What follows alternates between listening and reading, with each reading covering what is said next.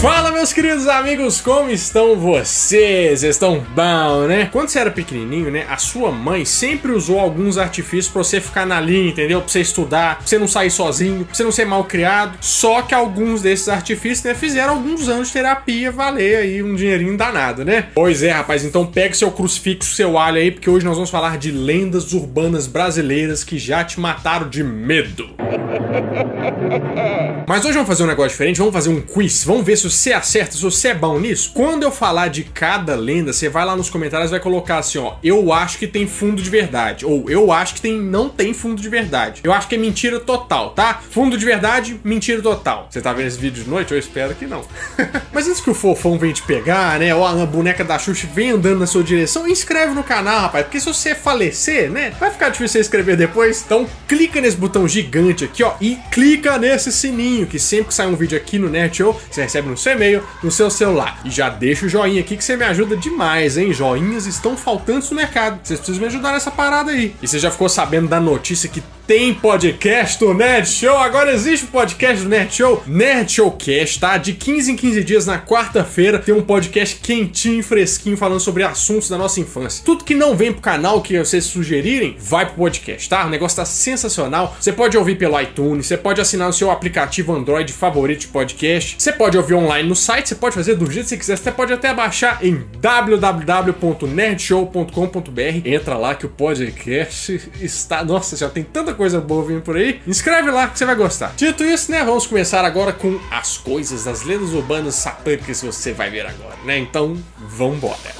Eu vou te desafiar agora, porque eu acho que não tem uma criança viva nesse Brasilzão da massa que nunca ouviu falar dessa lenda urbana. Por acaso, você já ouviu falar no Velho do Saco, no Homem do Saco, né? E várias outras coisas que eu vou te contar, que essa lenda aí gerou várias outras coisas? Então, a lenda do Homem do Saco, né, fala que as crianças que ficavam desobedecendo, ou as crianças que ficavam na rua até tarde, longe dos pais, eram levadas por um cara, né, que tinha um saco nas costas. Algumas lendas falam que ele levava pra fazer tambor, né? Lavava a pele pra fazer tambor. Algumas lendas falam que eles usavam os ossos pra fazer botão de camisa, pra fazer sabão, pra fazer vários, né? Pelo menos é sustentável, né, gente? A gente usa a criança pra fazer de tudo. Agora a pergunta: você acha que o Homem do Saco é uma lenda real ou o Homem do Saco é uma lenda totalmente inventada? Comenta lá que eu quero saber, vamos ver se acertou. Gente, por incrível que pareça, essa lenda tem um fundo de verdade, sabia? Nossa, agora você ficou assim, meu Deus do céu, eu vou até tirar o saco da lixeira ali, entendeu? Pra não correr o risco dele me levar. É o seguinte, ó, na verdade a lenda do Homem do Saco tá atrelada a várias outras lendas, principalmente a do Papa Figo. Dizem que no leste europeu, muitas crianças eram raptadas lá pelos anos 1800. E qual que era o intuito desse rapto? Levar essas crianças pro outro lado da Europa pra virar trabalhadores, escravos e tudo mais. E elas principalmente eram levadas do interior. Você já deve ter ouvido falar no povo cigano, né? Não tô falando que vocês têm nada a ver com isso, gente. Tô falando da história que contaram. O povo cigano é muito conhecido pelas artes circenses, né? São especialistas nisso. E até pela leitura de mão, né? Algum cigano já puxou sua mão no centro da cidade pra ler a mão? Pois é, já fizeram isso comigo. Não é muito legal, né? E também nessa época eles não achavam tão legal assim depois de um tempo. Tanto é que esse povo começou a ficar meio sem dinheiro, entendeu? Porque eles não tinham mais o que fazer de trabalho. Então o que restou pra eles foi raptar essas crianças e vender para essas fábricas e por esses lugares que precisavam de escravos mirins, né? Hoje a gente chama isso de China. Só que lá para os anos de 1850, os ciganos que já eram mal vistos na Europa, né, começaram a migrar aqui para América, né? Os Estados Unidos, Brasil e todo esse pessoal todo aí. Porque já que eles tinham uma má fama assim na Europa, né, eles vieram para cá pensando assim, ó, vamos começar uma nova vida, né? A gente já é um povo nômade mesmo, que fica andando de lá para cá, mas com a imigração de outros povos também, os ingleses e tal, que vieram para cá, eles continuaram com a má fama que eles tinham, né? E deu origem a essas lendas que a gente tem sobre pessoas levando crianças. Só que esse boato chega aqui no Brasil e vai evoluindo, né? Inclusive na região norte, que tem mais esse nome do Papa Figo, é uma evolução dessa lenda do Homem do Saco. A lenda do Papa Figo é o seguinte...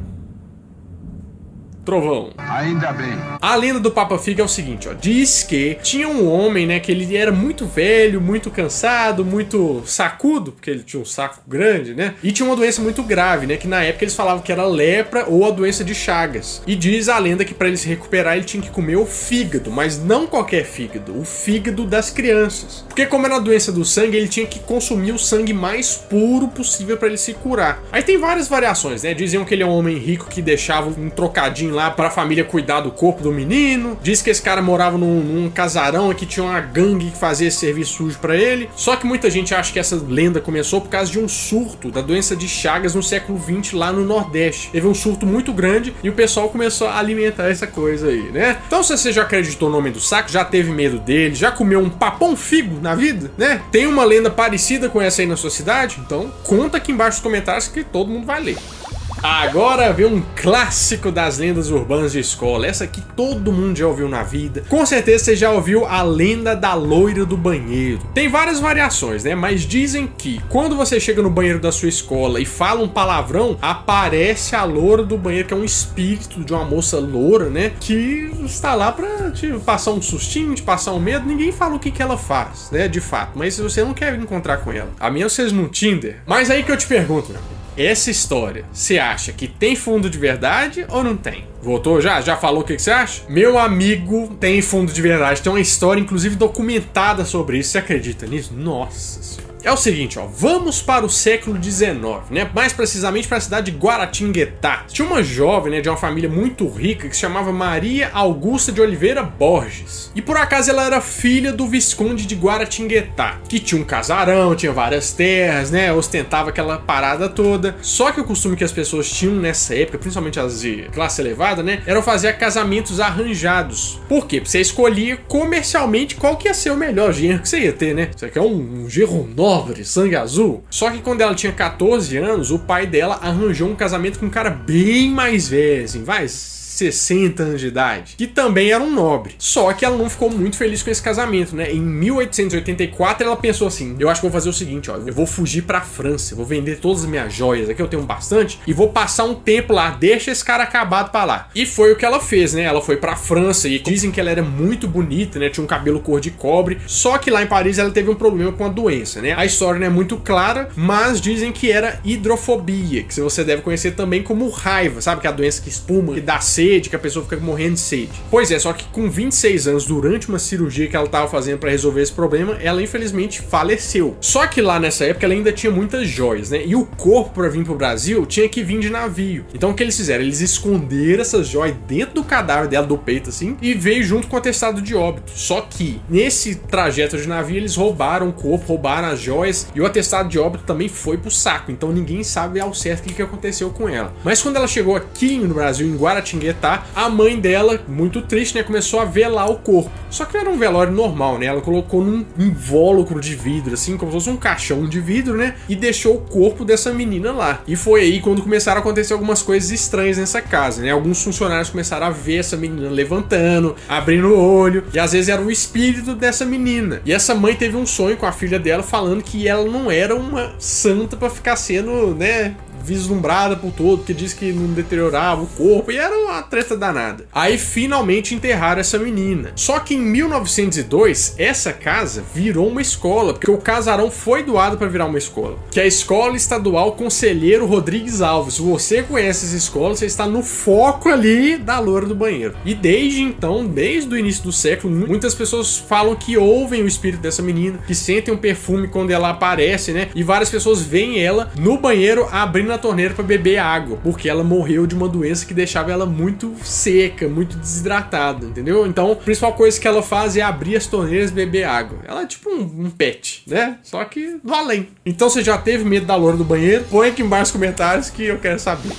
Fala pra mim assim, ó. Quem nunca quis ter um Opala, né? Um Opalão da massa, aquele Opala bonitaço, SS, né? Pois é, mas infelizmente o Opala tem algumas lendas sobre ele, né? Que deixaram as crianças meio traumatizadas nos anos 90 e principalmente no início dos anos 70. Que é a lenda urbana do Opala Preto. A primeira lenda do Opala Preto fala de um assaltante uma vez no Rio de Janeiro que entrou no túnel Rebouças com um Opala Preto SS e bateu num Fusca. E depois que ele bateu, todo mundo morreu. O nome desse cara era o Biratã Carlos de Jesus. E diz a lenda que até hoje, quem passa nesse túnel consegue ver um Opala Preto passando, né? Tentando fazer ele bater, perseguindo essa pessoa pelo túnel. E se essa pessoa não lembrar desse acidente, das vítimas, e começar a rezar, esse Opala vai lá e vai fazer você bater, vai te levar pro inferno também. Essa lenda é mais pro pessoal do Rio de Janeiro. Se você já ouviu alguma variação dessa lenda aí no Rio, põe aqui embaixo nos comentários. Mas a lenda que rodou o Brasil inteiro, que me matou de medo nessa época, foi a lenda do Opala Preto que roubava órgãos. Vocês já ouviram falar nisso? Basicamente era o seguinte, ó, tinha uma lenda de um Opala Preto que passava na porta das escolas e raptava as crianças pra tirar os órgãos e vender. É uma coisa muito leve, né, pra você contar pra uma criança. E você pensa que é uma lenda que começou a passar entre as crianças? Não. As autoridades começaram a receber vários chamados dos adultos, dos pais das crianças, perguntando informações sobre isso, pra saber se as crianças tinham desaparecido mesmo. E o pessoal nunca desmentia que sim nem que não, né? E sempre aparecia assim, não, Joãozinho foi levado pelo Opala Preto, entendeu? Ele tinha um rim bonito, saudável, sim, menino, mas levaram tudo, entendeu? E eu lembro que eu ia pra escola de escolar, né? Naquele ônibus cheio de criança e passava um Opala Preto, meu amigo, mas o que esses meninos gritavam, eu gritava também, todo mundo. Sabe aquele cara que eu acho que é o final do mundo, com a plaquinha assim, ó, Deus tá voltando. É tipo isso, o apocalipse era ali. Mas nesse caso, nessa lenda, né? Nada foi comprovado até hoje, ninguém sabe de nada, foi mais uma histeria coletiva das crianças da escola pública. Ah, tinha isso, né? Ainda era só escola pública, particular não tinha Opala. E a particular que tinha dinheiro pra pagar a gasolina do Opala. Aí fica um negócio que não bate. Então você lembra dessa lenda? Põe aqui embaixo nos comentários que eu tô querendo saber.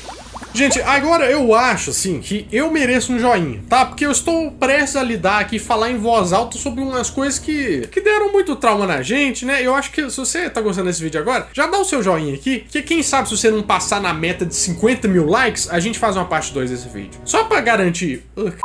Fez o negócio mexeu aqui. Só pra garantir. Ai, meu coração.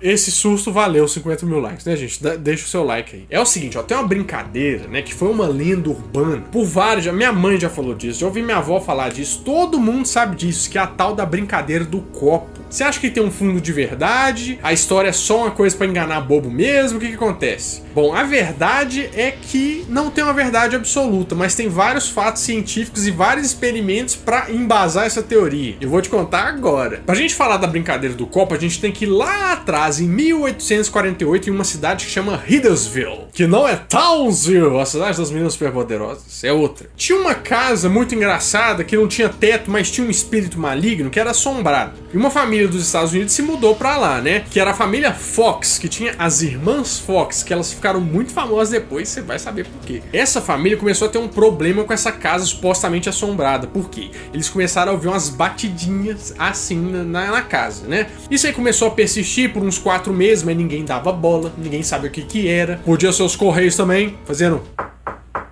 né? Nossa, se alguém bater na porta durante esse vídeo, você vai cagar na calça, né? Só que depois de um tempo começou a ficar tão intenso essas coisas que eles começaram a encher o saco. E eles perceberam que talvez podia ser um meio de comunicação. O que essas irmãs Fox começaram a fazer? Elas começaram a retrucar essa mensagem, por exemplo, falando em voz alta. Tipo, ah, você é um espírito. Aí 2 pra sim, 1 pra não. Daí eles começaram a interrogar esse espírito pra fazer várias perguntas. Aí descobriram o nome, descobriram tudo. Inclusive ele até falou que estava enterrado naquela casa e eles acharam os restos mortais dele que estavam a 1,5 metro enterrado no chão. Não é uma coisa que você acha assim do nada, né? Essas irmãs Fox começaram a virar médiums, né? Ou sei lá como é que você pode chamar, muito famosas. Elas começaram a atender as pessoas. O primeiro método foi o alfabeto gritado, né? Por exemplo, A, B, C. Aí ele batia, C. Você tinha que chutar já, né? Porque até terminar o nome inteiro, pelo amor de Deus. Mas a partir de uma religião nova que tava vindo, que é o espiritualismo, né? Eles começaram a evoluir esses métodos. Por exemplo, com o método das mesas girantes. Era como se fosse uma mesa que várias pessoas sentavam. Eles colocavam de cada lado, assim, sim, não. E de acordo com o que a mesa ia mexendo, eles iam tendo as respostas. Eles tentaram usar um lápis para escrever, mas não deu muito certo. Até que em 1891, uma empresa patenteou uma mesa, né? Que era a tábua Ouija. E olha que legal a história, né? A pessoa usou essa tábua para falar com o espírito para saber o nome dessa tábua, entendeu? Então foram os espíritos que deram o nome de tábua Ouija. Nossa senhora, mas esse negócio começou a popularizar, entendeu? Muita gente queria falar com os parentes do outro lado, só que ninguém via isso como uma forma de medo, uma forma de acessar o lado das trevas, entendeu? Era mais como se fosse uma brincadeira. O negócio começou a ficar popular, aí teve aquele conflito de ideologia de igreja, né? Tanto é que o Papa Pio X, em 1919, designou um cara para escrever um livro que se chamava chamava A Nova Magia Negra e a Verdade sobre o Tabuleiro Ouija, que era um livro condenando quem fazia isso, praticava essas coisas né, que eles consideravam coisas profanas, se é que a gente pode chamar assim. Mas só que o tiro saiu pela culatra, né? Porque esses avisos só fizeram o negócio vender mais. Pra você ter uma ideia, nos Estados Unidos, a tábua vendeu mais que o Monopoly. Você tem noção disso? E começaram a aparecer alguns brinquedos, né? Inclusive aqui no Brasil, a Estrela lançou uma tábua. Só que ela chamava Converse com Seu Anjo. E era tudo uma questão de brincadeira, né? Todo mundo usava, mas aí veio 1971, né? Com um livro que saiu que se chamava O Exorcista, que era um livro baseado numa história real, né? Que a personagem principal brincava com essas coisas aí e deu no que deu, né? Começou a rodar a cabeça, gosma verde. Mas aí você tá pensando, né? Mas peraí, mas agora eu fiquei na dúvida. Esse negócio aí funciona mesmo? Porque eu não vou brincar, eu não quero saber desse negócio, mas eu queria saber se funciona ou não. Ó, o negócio é o seguinte, ó. Vários pesquisadores fizeram experimentos sobre isso, né? Inclusive um muito famoso que é o Faraday. Você deve saber sobre a gaiola de Faraday, né? Que ele fazia experimentos com eletromagnetismo, que é um dos maiores cientistas da história. Ele fez o seguinte experimento, ó. Ele colocou em cima da superfície que eles usavam 3 camadas de coisa, né? Pra quê? Pra quando uma pessoa mexesse o dedo, mostrasse se ele tava mexendo o dedo inconscientemente ou não. Porque se essa torrezinha mexesse, quer dizer que o dedo tá levando o copo. O copo tinha que mexer primeiro do que o dedo. Então ele, com alguns casos, ele provou que era uma mentira. E mais tarde veio a teoria do movimento ideomotor, que é o quê? Sabe quando alguém fala assim, ó, segura esse negócio aqui, mas não pode mexer, tá? Você fica segurando, mas aí o seu dedo começa a tremer, mexer, você tá tentando fazer, mas o negócio mexe. É mais ou menos isso. É mais um movimento involuntário que as pessoas têm e isso passa pro copo. Então isso explica alguma coisa. Mas muita gente contesta, muita gente não acredita e acredita que o negócio pau quebra mesmo, né? Mas aí eu quero saber, porque você já deve ter... Eu tô olhando a sua cara aqui, você tá com a cara de quem aprontava, né? Põe aqui embaixo nos comentários, já brincou da brincadeira do copo? Deu certo? Não deu? Quebrou o copo? Tá sendo possuído até hoje? Põe aqui embaixo nos comentários que eu tô doido pra saber. Gente, agora vamos falar de uma lenda urbana que vem desde os anos 70. É uma lenda antiga que até hoje tá rendendo, tá dando muito prejuízo para uma rede de fast food muito famosa que tem um M gigante.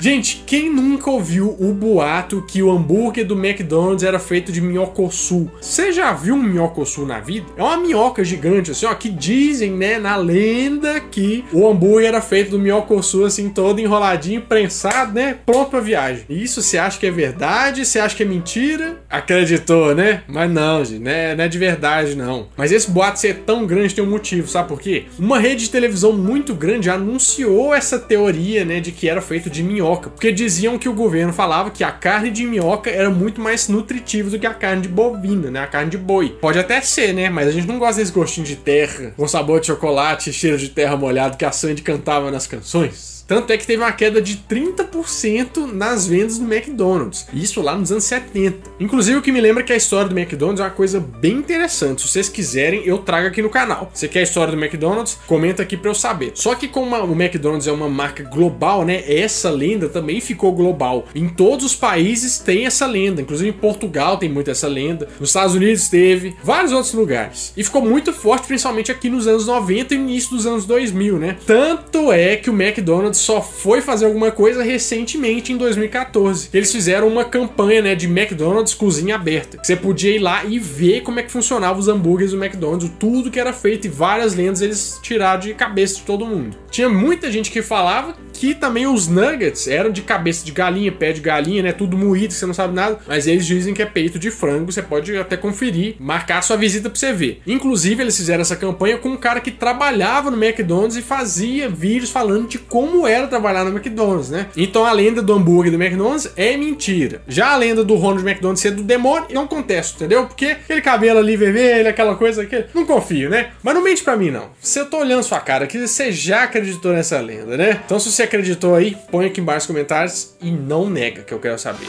Mas pra fechar com chave de ouro, né, é um assunto, não dá medo, porque eu tenho muita vergonha de falar sobre isso, mas nós vamos ter que falar porque é um mito que muitos menininhos passaram nos anos 90 e desde da invenção da humanidade, eu acho, né? Porque muitas pessoas falam que no ato de empinar pipa, né, no banheiro da sua casa...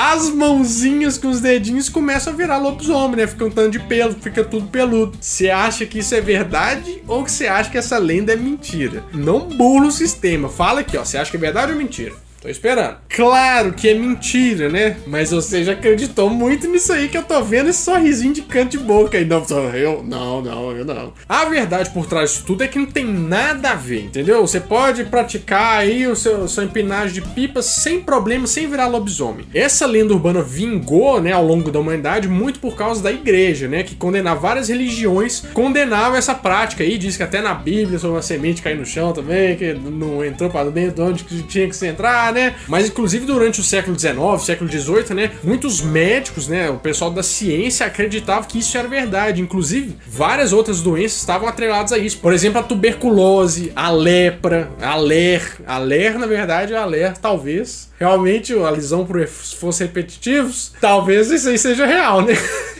Mas no final das contas, ao longo do tempo, né, os pais continuaram falando isso pros filhos, pra eles não praticarem, mas não tem nada a ver. Sua mão continua lisinha e saltitante, tá? Mas eu tô olhando pro seu olho aqui, ó, olho no olho, eu sei que você gostou desse vídeo e pode ter mais. Deixa o seu like que pode ter mais lendas parte 2. E tem alguma lenda que eu não falei aqui que você lembra, que te assustou muito? Conta pro pessoal aí, ó, tá todo mundo lendo os comentários, tá? E, gente, estamos chegando a 1 milhão de inscritos. Pelo amor de Deus! Não esquece que tem o podcast Nerd Show, acessa www.nerdshow.com.br, tá aparecendo o card aqui em cima. Bom, eu vou ficando por aqui, mas no próximo domingo, às 11 horas da manhã, eu volto com mais um vídeo quentinho, fresquinho, crocante pra vocês. Então, adeus!